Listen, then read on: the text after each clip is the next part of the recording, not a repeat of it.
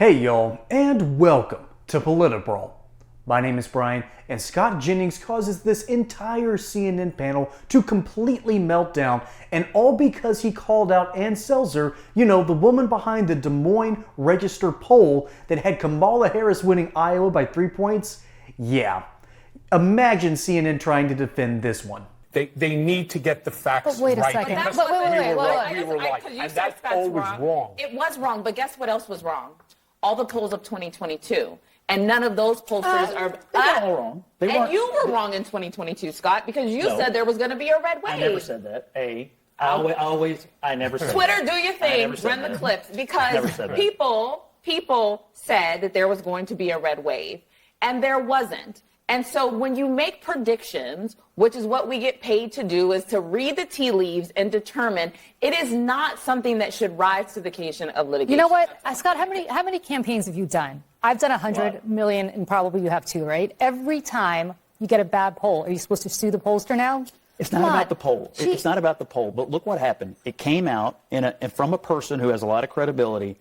Virtually every single panel I was on for the last week of the campaign led with, well, look at this poll. So it wasn't the poll. It's the second, third, and fourth order narrative. Listen. The number. I'm sorry. And it's just speech. So what? It's free speech. What about Scott? I mean, what about free speech? I mean, I thought that this was the Republican Party of say what you want. Let's debate it in the public square. Like, let's have the conversation. Now it's let's only have the conversation if you're 100%. Prescient and correct in that moment. It was a bad poll. It was a wrong poll. The media discussed it. So what? Do you know what I'm so tired of, Scott? The number one cable news network, Fox News. The number one paper by circulation, the Wall Street Journal. Number 3 paper by circulation, the New York Post. Number 1 person on the radio, Sean Hannity. The number 1 person on the podcast, Joe Rogan.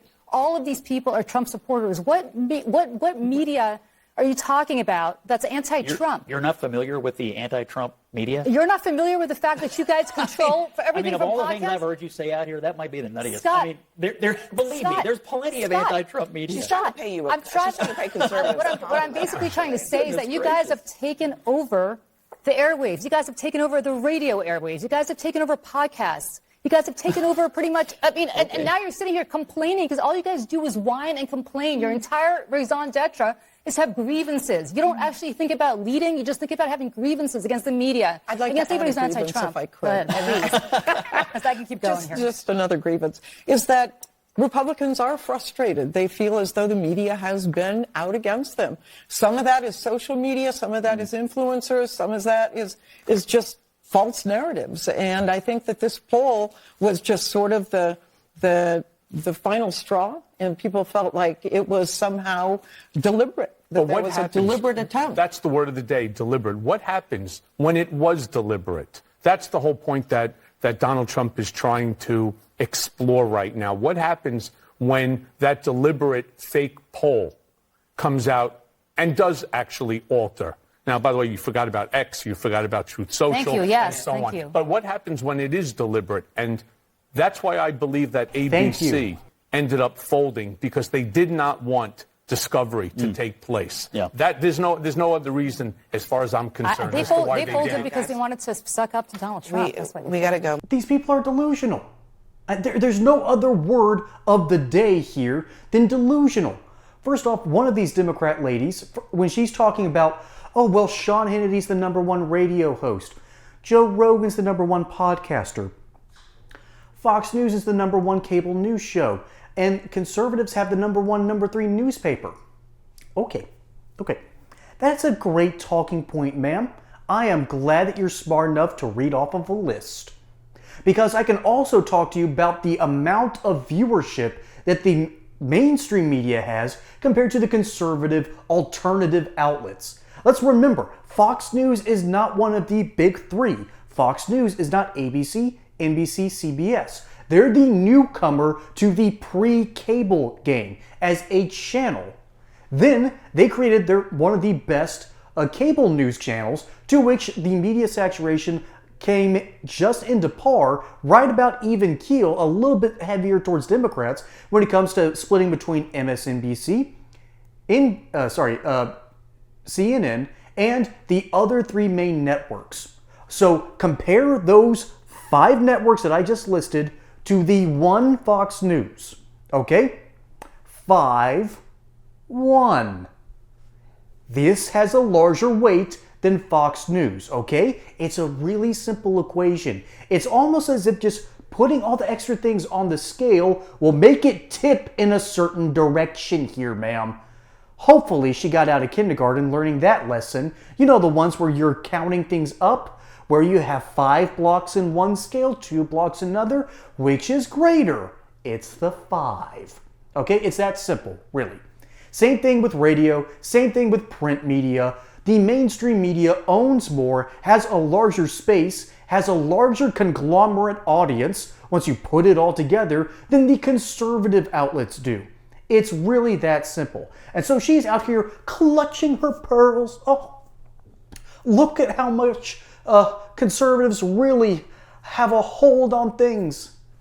Ma'am, it has only been within the past year and a half that conservatives have been able to have an even par on the internet, okay? Conservatives basically got frozen out of Facebook. There's no way they can break through on Instagram. Reddit is captured. Tumblr's gone. That pretty much leaves Snapchat. Are you kidding me, Snapchat? That pretty much just leaves Twitter, which got bought by Elon Musk, and now people actually seem like they care about the truth again, because that's actually been a fairly even keel over the past year, where Twitter used to throttle conservatives. And remember, you could not post anything about the Hunter Biden laptop story. You know the one that had all the information about how he was funneling money from Ukraine, Romania, and the Chinese Communist Party back to the big guy, that is, his ailing, dementia-ridden father. You know, the 46th president of the United States, that dude. Yeah. Funny how that story got buried right at the end.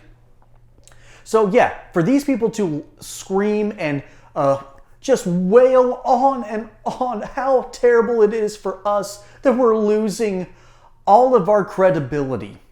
And so that's why Donald Trump is suing the Des Moines Register for releasing one of the worst polls of all time. Remember, this poll said that Iowa was going to go to Harris by 3 points. Now, as cynical as I can be, I didn't believe that for a second, and he ended up winning by 13. A 16-point swing from a major news publication in one of the more important battleground states, one of the most important political states, because that's where you have some of our first presidential caucuses, some of our first presidential primaries happen in Iowa, and you have to do some very specific campaigning down there. It's a weird but beautiful system, and I kind of love it because it provides politicians with an unusual opportunity to go out and make their case in a much more rigorous trial setting. But I'm getting ahead of myself. See, Scott Jennings and even Michael Cohen, and there was another politician, a Miss Gale, who was running for one of the congressional congressional seats in New Hampshire. And she didn't win, but she's out there at least trying to be moderate to all these crazy ladies on this CNN panel, and they kind of take her word for it. But I want to end with the last person who turned over to Scott Jennings and just wagged her finger like, oh, you got 2022 wrong, honey. Yeah, we all did. Compare everyone getting something wrong about 2022, because I was raising money for Marco Rubio in 2022. Everyone at that firm thought Republicans were going to have a red wave, except I think 2 people. Ironically enough, I ended up working at a new company with one of those 2 people. So I guess I'm just blessed to be around really smart people. Scott Jennings, I'm surprised he's able to hold on to his intelligence after hanging out with these people all day. Because these people don't know what they're talking about. They want to talk about, well, you got it wrong in 2022, therefore we can get this one thing wrong. No, everyone got it wrong in 2022. That's the difference. Even Democrat pollsters were kind of nervous going into that election. That election was odd, and I'd love to do an expose on that sometime, but that's not what this channel's for. That's not what I'm reacting to. This woman thinks it's okay for her to spew nonsense because everyone got it wrong 2 years ago. Compare that to one newspaper who posted an egregiously poorly created poll that might get them sued up the wazoo without a paddle. Okay? That's why there's a lawsuit, and so the CNN panel is trying to run point, trying to deflect. They're screaming right now because they know they're losing power, because they're losing credibility. And that's why they're trying to defend this ridiculous poll. And that's why this black lady was looking over at Scott Jennings and going, "You got it wrong in 2022, honey, therefore I can get something wrong too." That's not how this works. There's accountability, and then there's accountability to the point where you get to sue. And this lady's on thin ice here. ABC just got sued because George Stephanopoulos couldn't get his facts straight. Well, now the Des Moines Register is looking at a very similar problem. And CNN, I think y'all might be next. So choose your words more carefully next time. And Scott Jennings, thank you for speaking truth to power. You know what, Michael Cohen, thank you for what you said here. And Miss Gail, I wish I can remember her name off the top of my head. She was the one that actually had to translate for all these people. I guess men talking to women, women talking to men is still kind of a thing here, but that's for another day in the culture war. As for now, CNN, bless your heart, because y'all need to consider your words much, much more carefully, or you're going to lose what little influence you have left. Folks, my name is Brian. Hope you enjoyed that segment here in Politibrawl. Don't forget to like and subscribe. Catch you on the next one. Until then, y'all have a good one.